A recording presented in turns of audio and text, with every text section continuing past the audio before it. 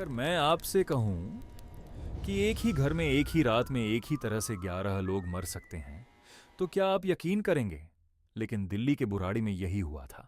और सबसे डरावनी बात यह नहीं थी कि सब मर गए, बल्कि ये कि किसी ने चीखने की कोशिश तक नहीं की। 1 जुलाई 2018 की सुबह दिल्ली के बुराड़ी इलाके में एक घर का दरवाजा नहीं खुला। पड़ोसियों को शक हुआ। पुलिस आई, और जैसे ही घर का दरवाजा खुला, पुलिस वाले भी कांप गए। घर के अंदर 10 लोग छत से लटके हुए थे, आंखों पर पट्टी, मुंह बंधा हुआ, कान में रुई, और नीचे जमीन पर एक बूढ़ी औरत मरी हुई पड़ी थी। घर में कहीं भी जबरदस्ती के निशान नहीं थे। कोई टूटा हुआ सामान नहीं, कोई खून नहीं।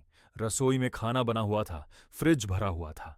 ऐसा लग रहा था जैसे सबको पता था कि आज उन्हें मरना है। फिर पुलिस को मिली एक डायरी। उस डायरी में पिछले 11 सालों से एक एक नियम लिखा हुआ था।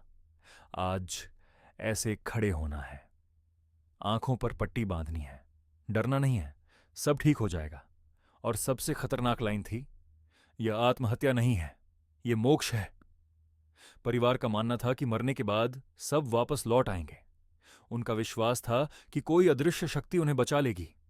लेकिन वो शक्ति कभी नहीं आई, और पूरा परिवार खुद ही अपने अंत की ओर चल पड़ा। लेकिन कहानी यहीं खत्म नहीं होती, क्योंकि आज भी उस घर के पास रहने वाले लोग कहते हैं, रात में गिनती की आवाज आती है, 1, 2, 3। सवाल ये नहीं है कि उन्होंने ऐसा क्यों किया। सवाल ये है, क्या वाकई वो अकेले थे? अंधविश्वास सबसे खतरनाक हथियार होता है, क्योंकि इसमें इंसान खुद अपना कातिल बन जाता है।